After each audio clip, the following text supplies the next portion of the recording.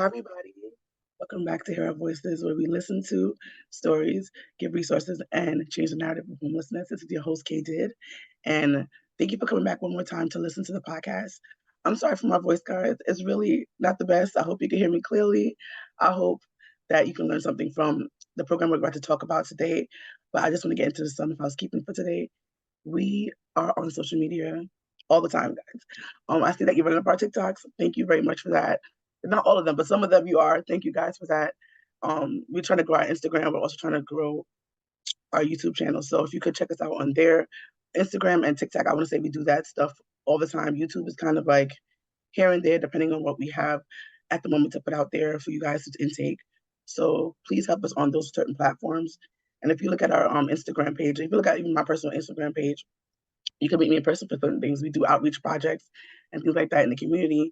We give out prizes. Not trying to entice you guys to come for the prizes only, but we give out prizes. We give out resources there. You could talk to us one-on-one instead of just unless you don't want to go like on Instagram and stuff, put your business on there. If you do want to meet a couple of me and my staff, not like I don't own the staff, but I'm like me and my other peers there in person, we could talk about our life experiences and things like that. So if you do want to check us out, you could do that. We are always doing something. So look out for those things, especially for the summertime. We're really trying to get out there and be with the people of New York City and see how we can make a difference. So today we have a guest. Her name is Baaba, and she's going to tell you a little bit about her program, where she works. Actually, if you don't know, I work for FHC, and that's the Family Homeless Coalition. And they consist of three people. There's Enterprise, New Destiny, which we had on before, and CCC. If you know Juan, well, I'm going to say if you know Juan. If you've been here long enough on the Spanish and English podcast, you know Juan. Juan has been on here, and he's been a person who talks about city thefts and things like that. And he definitely gave you some awesome information. And you guys love Juan a lot. Or maybe I like city thefts. I'm not really sure which one you like more, but he's always on to giving us information and updates about city thefts. He's also been on here for our hot topics to teach us more about what's happening in New York City and how can we help and get involved, because he's heavily in that also. So, Baaba, can you please tell us about Enterprise and what do you do at Enterprise? Sure. First of all, Khadijah, Kate did.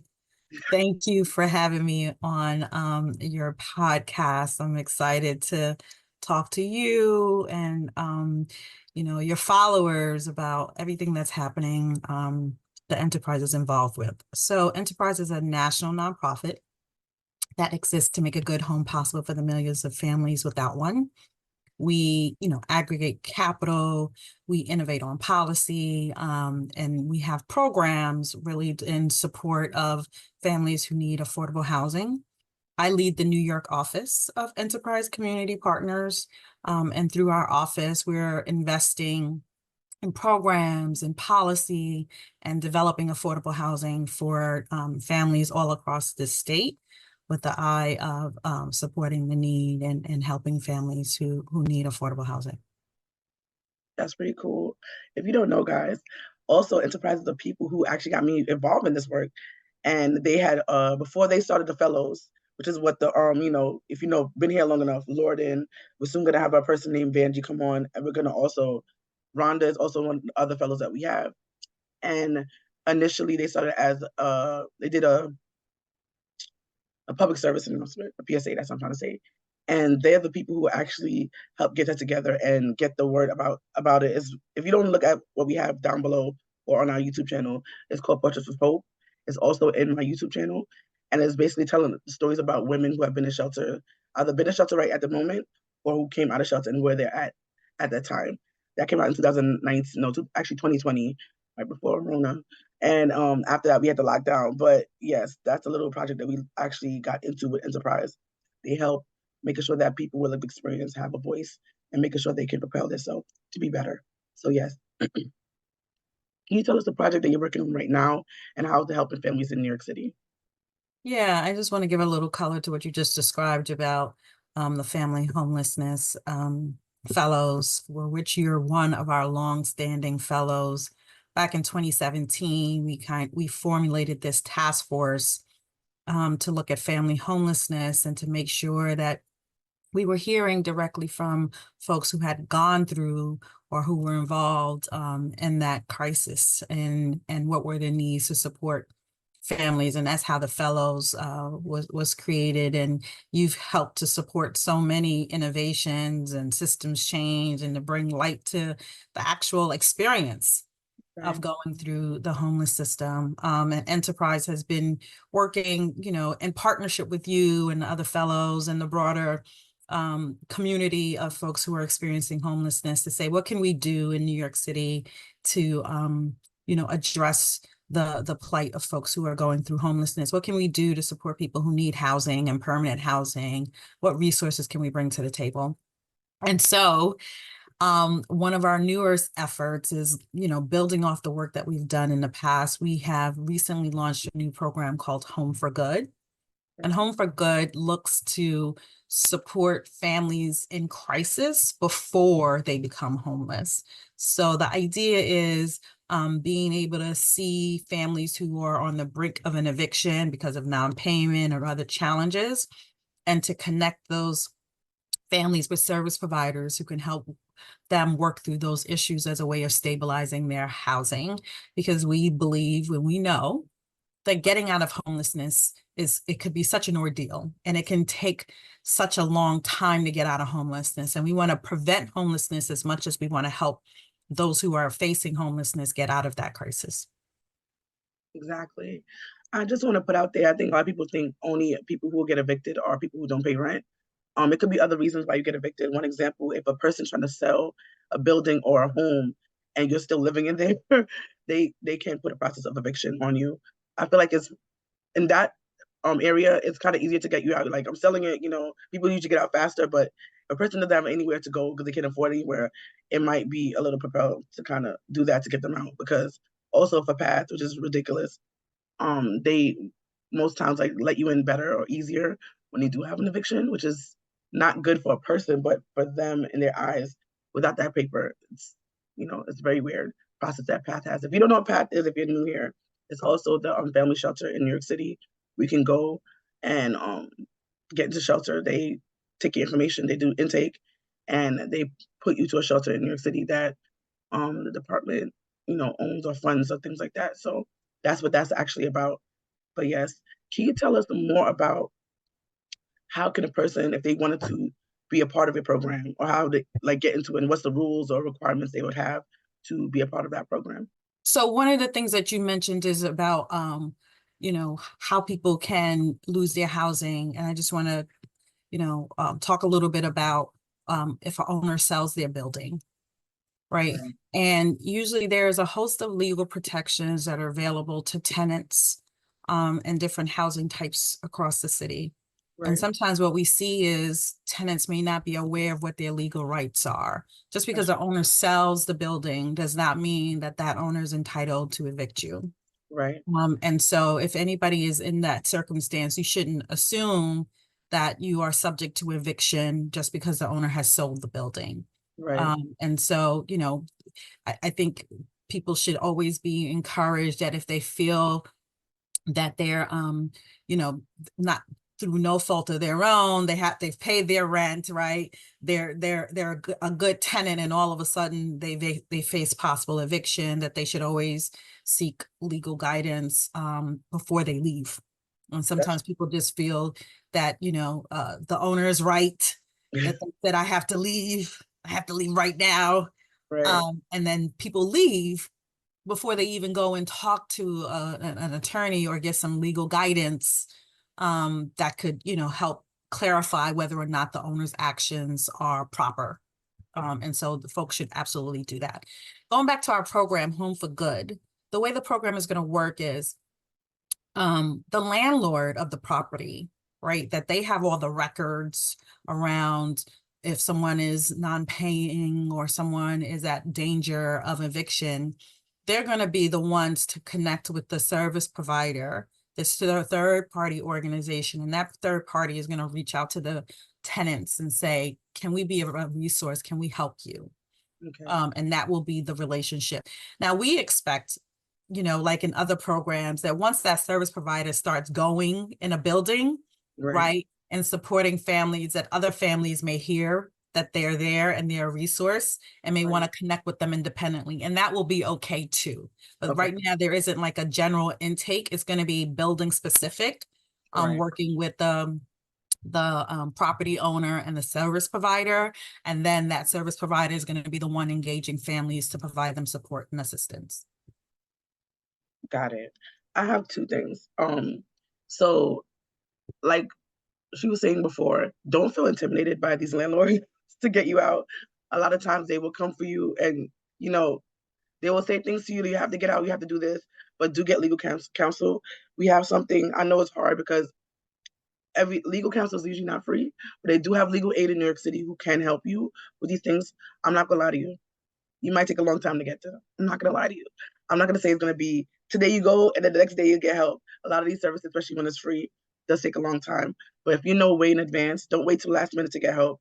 Wait, go as soon as you know something is up, go to them. So by the time the eviction does or they try to do paperwork in housing court and things like this, you already have somebody representing you, so you won't be so delayed. And so I think that definitely helps. And I know housing court could be daunting. I know this. I've been in housing court. I had to ask my landlord to evict me just to get in the path. I know that sounds ridiculous, but that's what happened. And I know it can be a long process. So just be aware of that. It's not going to be easy, but you're strong and you can make it, and it can be done. This program sounds very awesome, to be honest. And I think honestly, at this point, when people, when you can start doing something more, word of mouth does travel. And I think this is a way to kind of build relationships with landlords and really to help the people of New York too. It's only in New York, right? Is it? Do you plan to branch it out of New York right now, or no? Right Only in now, New York City. it's focused on New York City. Right. We hope it's going to be successful. It will be a 3-year program, and we hope to serve 2,000 families, 2,000 households over that 3-year period. And it is really intended for us to kind of see if this approach is effective. Are Right. we able to connect with families early enough and to provide them the resources that changes and helps to stabilize their housing? And if we can do that, then absolutely, I would want to see it expand statewide, nationwide, everywhere. So if you're a landlord, because you know we had a landlord on this podcast before, if you're a landlord and you think it might help you, come to Enterprise. They might be able to help. You might think it's just frustrating. It's hard for a person, a family, to be in a situation that they're in and they don't want to be there. Sometimes it's between getting food for their families, buying clothes for their kids, and then rent. And I'm saying rent is important because we need shelter. But when you want to see, make sure your child's going to school appropriately, and if you want to make sure your child's eating appropriate amount of nutrition, you might pick those things over paying rent. And it's not that they don't want to pay you. It's not that they don't want love there where they live. It's just some things do come up. And I'm not saying that you don't deserve your rent either, but it's just especially when you're in a family, other things might come up and you might not have ends to really meet to make that rent coming up. And that's why some people struggle. People just think it's not like, oh, I just don't want to pay. It's one thing if you're not a good landlord and people have leaky faucet and mold on the wall and things like that.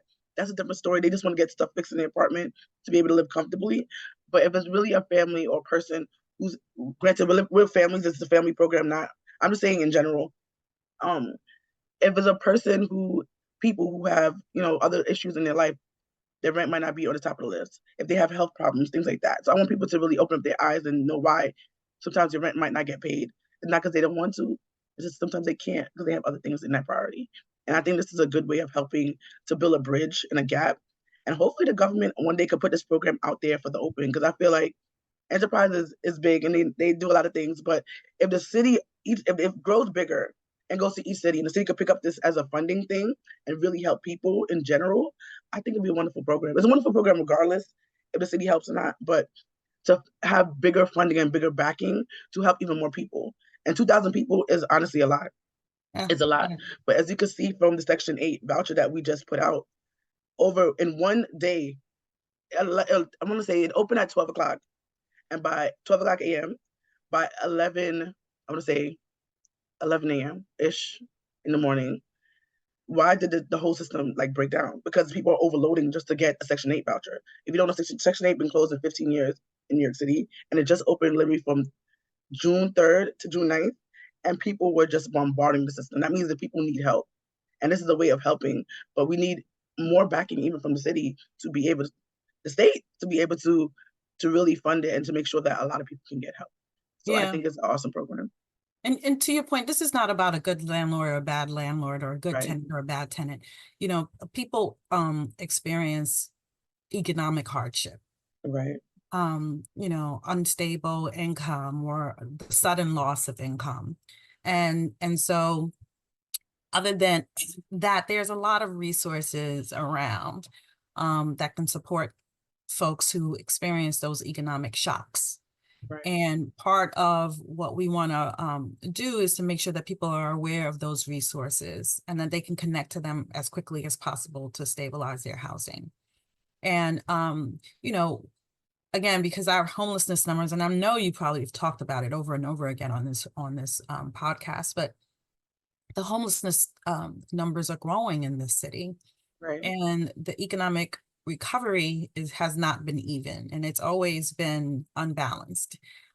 Yet rents continue to rise because this is a city that's in demand, and property ownership at the end of the day is about a business, right? true, And business owners have to be able to sustain their business. So the landlord needs to be able to sustain the buildings that they own, and the rent helps them to do that. And so, right, putting aside what we think about landlords or not, this is right, about the economics, right? And supporting families who may be experiencing a temporary or even a long-term economic hardship, and making sure that we are housing, and having housing is such a pillar, right? To even think about where your kids are going to go to school or where you make a meal, that's right, all done in a home, right? right, And so we have to make sure that, we help people to maintain where they're living if we can. And that's what this program is.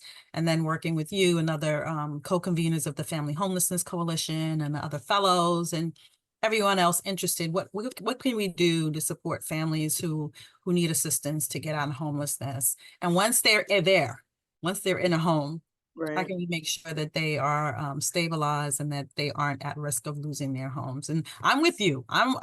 Let's make this program successful, and we can figure out how to grow it, and how to sustain it, and then how government plays a role in this. Right now, government is very interested in seeing what comes out of this program. We've Right, designed it in a way that we don't generally need government support, got it. because this is an innovative approach, and we wanted to get it off the ground quickly, but long term, we are certainly open to how it is that we make it available across the city and across the state.